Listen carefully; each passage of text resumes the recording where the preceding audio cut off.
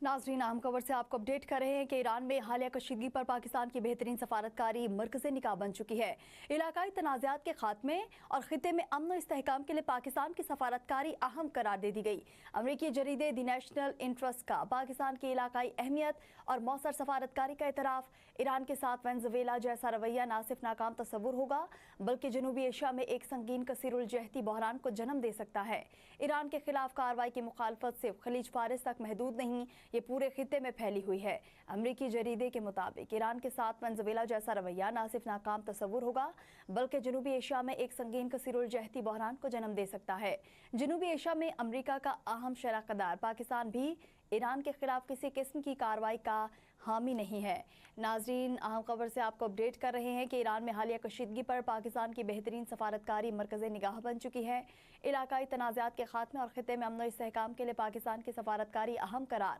अमरीकी जरीदे the national interest का पाकिस्तान की इलाकाई अहमियत और मौसर सफारतकारी का एतराफ़। ईरान के साथ वेनेज़ुएला जैसा रवैया न सिर्फ नाकाम तस्वुर होगा बल्कि जनूबी एशिया में एक संगीन कसीरुल जहती बहरान को जन्म दे सकता है। इस पर हमारे साथ लाइन पर मौजूद हैं माहिर बैनुल-अक़वामी उमूर डॉक्टर बशारा साहब। डॉक्टर बशारा साहब, सबसे पहले तो बहुत शुक्रिया वक्त देने के लिए। सर, इस तमाम तर सूरत हाल को किस नज़र से देख रहे हैं आप?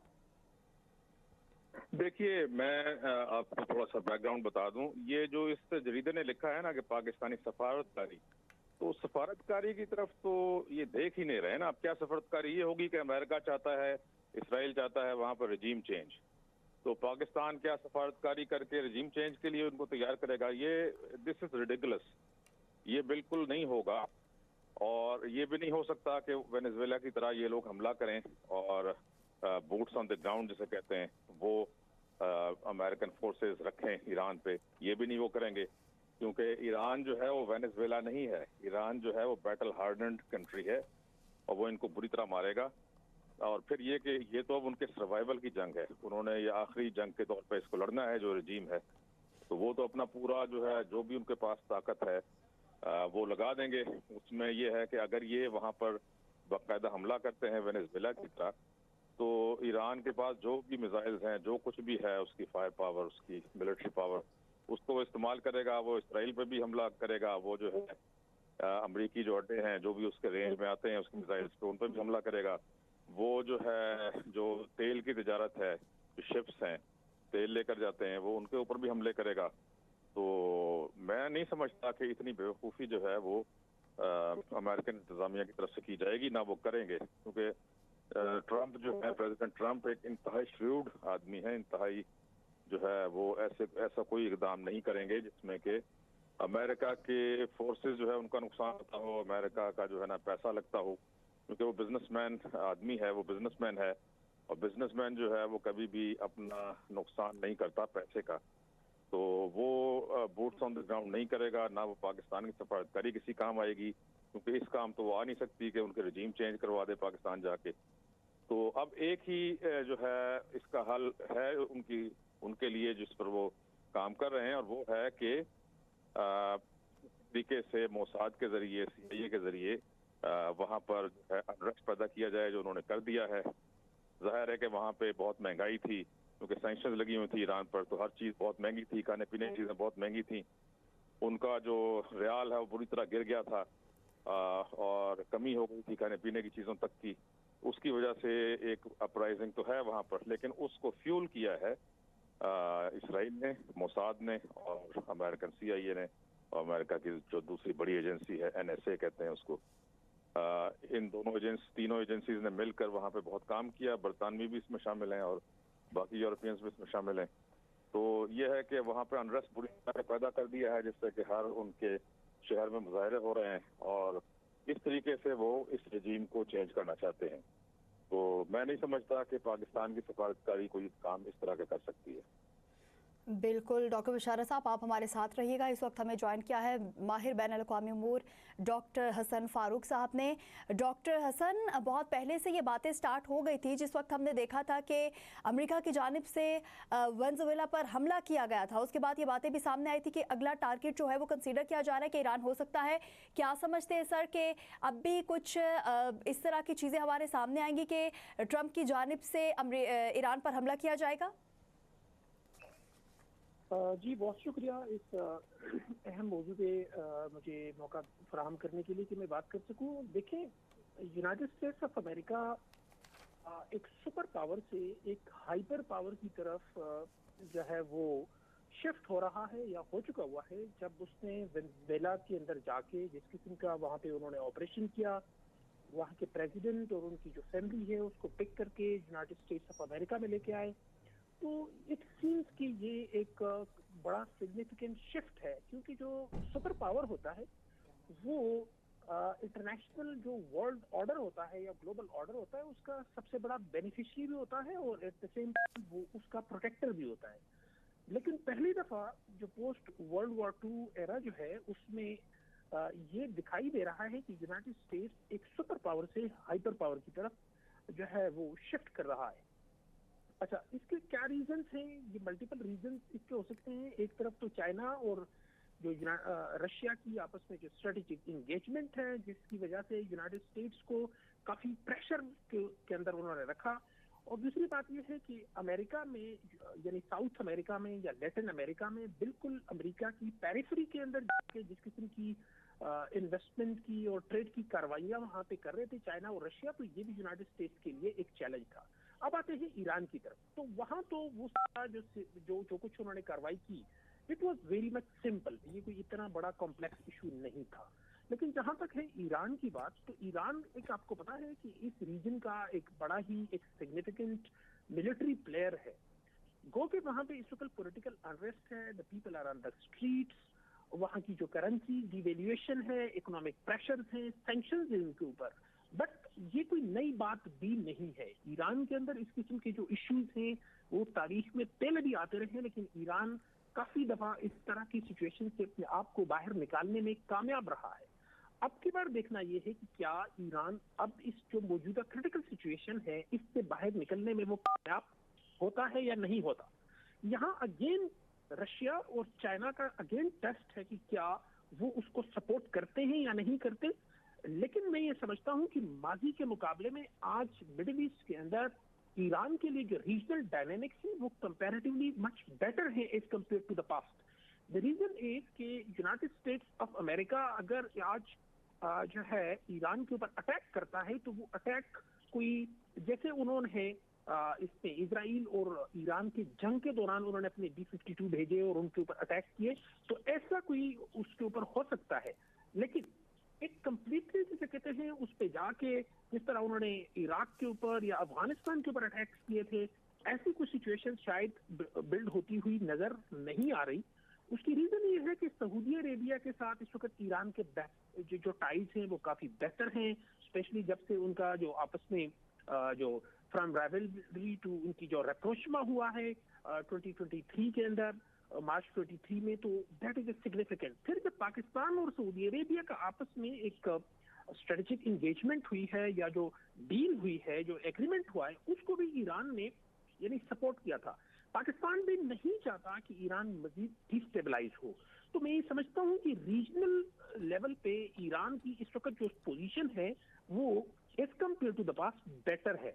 लेकिन यूनाइटेड स्टेट्स ऑफ अमेरिका इस वक्त मैंने जैसे पहले गुजारिश की कि वो एक सुपर पावर से एक हाइपर पावर की तरफ शिफ्ट हो रहा है, और United States itself in this current pressurise situation one और under the presidency of Donald Trump they can do anything.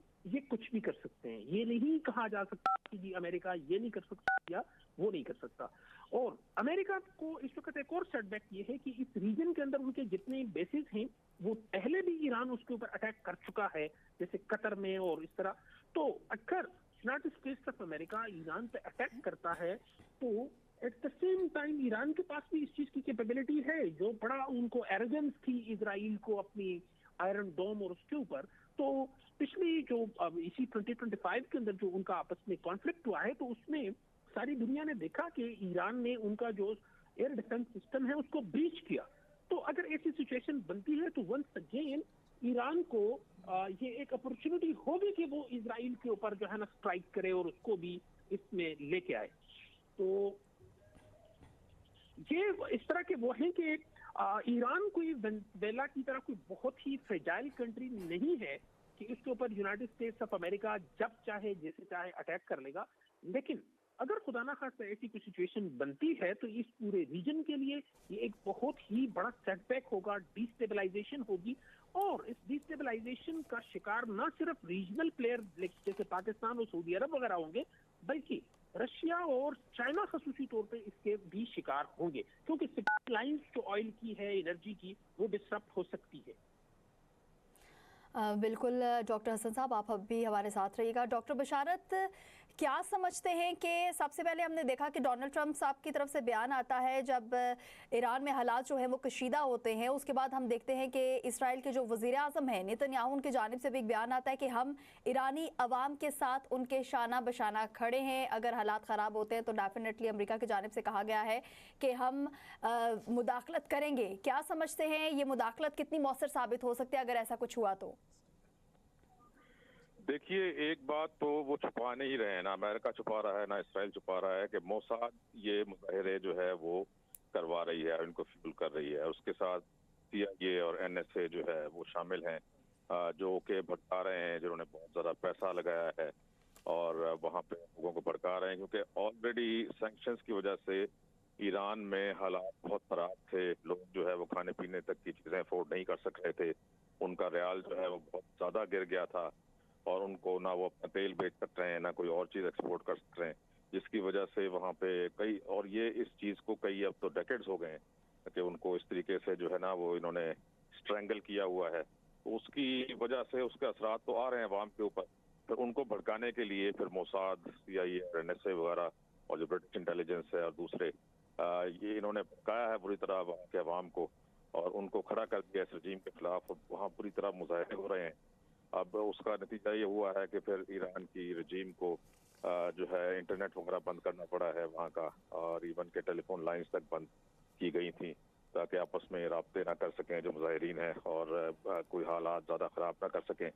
तो मैं ये समझता हूँ कि जैसे इकोनॉमिक हिटमैन एक किताब है जिसमें एक इकोनॉमिक हिटमैन ने अपने जो है लिखा है कि confessions of an economic hitman, जिसमें उसने बताया है कि किस तरीके से जो है अमेरिका जो है दूसरे मुल्कों पर कब्जा करता है, उनके रिसोर्सेज पर कब्जा करता है। उसमें ये बताया गया सबसे पहले जो है वो इकोनॉमिक हिटमैन को भेजता है वहाँ पे। अगर उनके जरिए काम हो जाए तो ठीक है, वरना फिर वो जो है वहाँ पर इस तरह के हालात पैदा करता है जैसे कि आजकल ईरान में पैदा किए जा रहे हैं। और अगर उनमें ऊपर करने में कामयाब हो जाए तो जी उसकी बात ना मान रही होती, ठीक, वरना फिर तीसरे सूरत में फिर वो हमला करता है जैसे कि उसने वेनेजुएला पे किया और फिर कब्जा करता है। लेकिन जैसे मैंने पहले कहा था कि अमेरिका ये गलती कभी नहीं करेगा, डोनाल्ड ट्रंप कभी गलती नहीं करेगा जैसे कि इससे पहले कि उनके से दूर करते रहे कि ईरान पर डायरेक्ट हमला करें, क्योंकि उनको मालूम है कि ईरान के पास अभी भी ऐसे हथियार हैं जिनसे कि वो ना सिर्फ ये कि इसराइल पर दोबारा हमला करेगा, बल्कि जो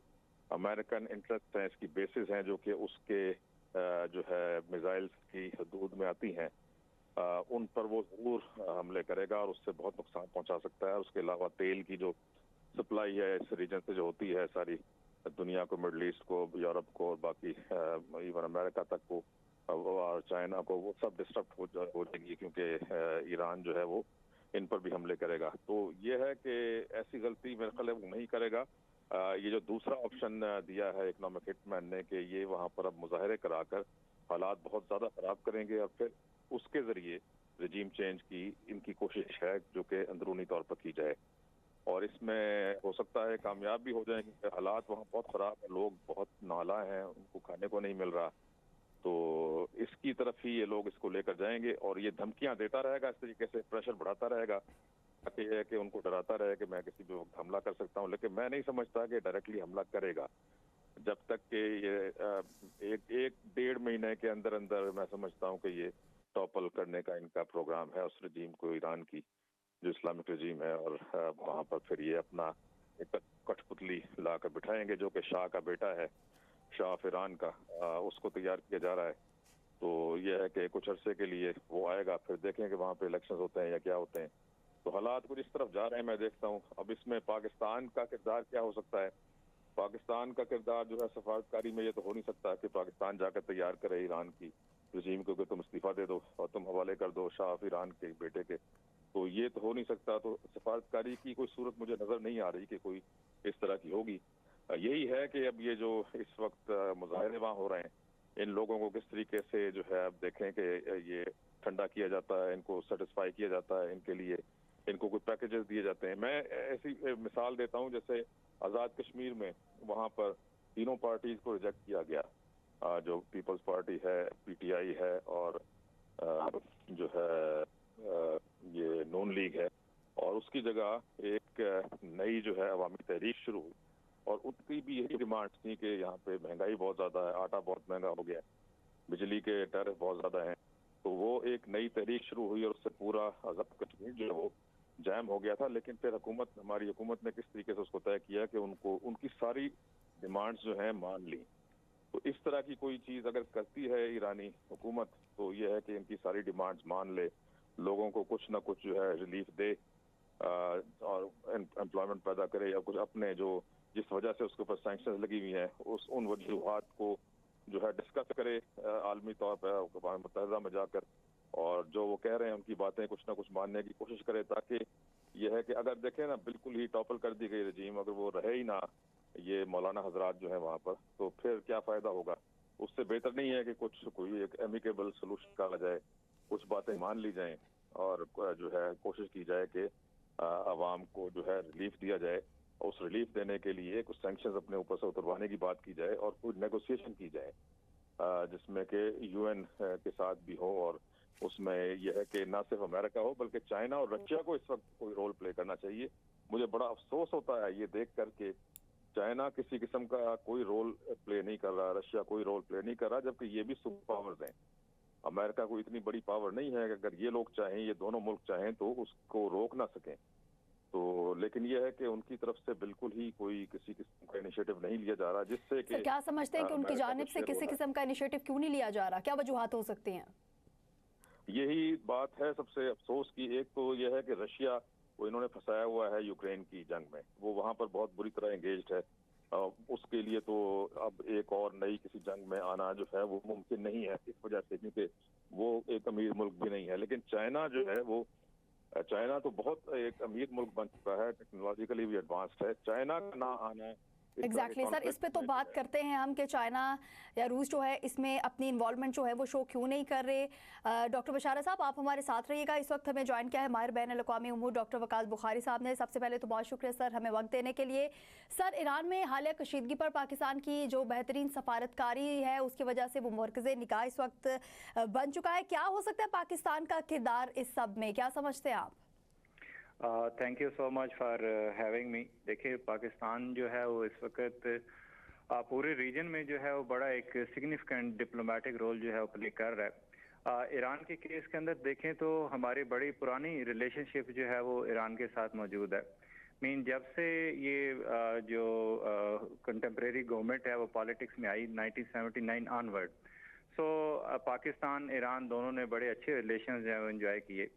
अभी जो अगर हम बात करें कि ये ईरान की जो इटरनल इस वक्त सिचुएशन बनी हुई है, तो ये कोई इतनी ज़्यादा प्रॉब्लमेटिक नहीं है। क्यों नहीं है? क्योंकि इस वक्त अगर आप देखें तो 35% लोग जो हैं वो पहलवी को सपोर्ट करते हुए नज़र आ रहे हैं, जो इंडिपेंडेंट जराए कह रहे हैं। हालांकि पहलवी साहब खुद तो कह रहे हैं, इंटरनेशनल मीडिया पे बयान दे रहे हैं कि मुझे 80% सपोर्ट हासिल है, लेकिन वो उनका बयानिया है। जबकि आगे अगर हम इस साइड पे देखें इंडिपेंडेंट जराए तो वो 35 से ऊपर नहीं जा रहे। सो ये जो कंटेम्प्रेरी गवर्नमेंट है इसकी रिलेशनशिप जो हैं वो पाकिस्तान से भी बहुत अच्छे हैं। सिमिलरली ईरान के चाइना के साथ भी रिलेशंस प्रॉब्लमैटिक नहीं है और रशिया के साथ भी प्रॉब्लमैटिक नहीं है। यहाँ पे पाकिस्तान एक जैसे पहले भी एक अच्छी सफारतकारी करता आया है और पाकिस्तान की हमेशा ये कोशिश रही है कि ईरानियंस के साथ भी रिलेशंस जो हैं वो हमारे अच्छे रहें और सिमिलरली सऊदियंस के साथ भी जो हमारे रिलेशंस जो है वो अच्छे रहें। और माजी में हमने ये भी देखा कि जिस तरह चाइना ने जो है वो ईरान और KSA में अप्रोचमा कराया, तो सिमिलरली पाकिस्तान भी जो है वो इसी अटेम्प्ट में रहता है कि कोई ऐसी चीज ना हो जिससे पाकिस्तान की इंटरनल सिचुएशन जो है वो डिस्टर्ब हो। सो इसी पिक्चर में अगर हम देखें तो इंडियंस यहाँ पे जो है वो लिटिल बिट आते हैं, लेकिन डिस्पाइट ऑफ दिस पाकिस्तान एक जो वो पॉलिटिकल सिमिलरली जो एक रिलीजियस कनेक्शन जो है वो पाकिस्तान का यहाँ पे नजर आ रहा है। तो ये सिचुएशन जो है वो एक तो मीन ईरान के लिए एक प्रॉब्लमेटिक ज़रूर हो रही है, लेकिन कोई इतनी बड़ी ये सिचुएशन नहीं करेगी कि जिससे अगर हम कहें या लोग इस वक्त एक्सपेक्ट कर रहे हैं कि एक रजीम चेंज हो जाएगा या वो चीज़ें होंगी। नहीं, ऐसा नहीं होगा, क्योंकि ये रजीम जो है ये 1979 ऑनवर्ड जो है वो ईरानियन पॉलिटिक्स में जो है वो बैठा हुआ है। और सिमिलरली हम ये देखते हैं कि यूएस या रजीम चेंज करने वाले, खासकर इसराइल जो है वो इस पोजीशन में नहीं है कि वो इसको चेंज कर सकें, क्योंकि यूएस इस वक्त मल्टीपल ग्राउंड्स के ऊपर जो है वो एंगेज है। सो पाकिस्तान अगेन ना तो मैं ये कहूँगा कि इतना अपरेंटली चलेगा और ना ही इतना हिडनली चलेगा। पाकिस्तान एक हमेशा जैसे खित्ते के अंदर जो है एक मॉडरेट अप्रोच रखता है, यहाँ पे भी ईरान के केस में भी जो है वो एक मॉडरेट अप्रोच जो है वो रख रहा है और आगे भी जो है वो रखेगा।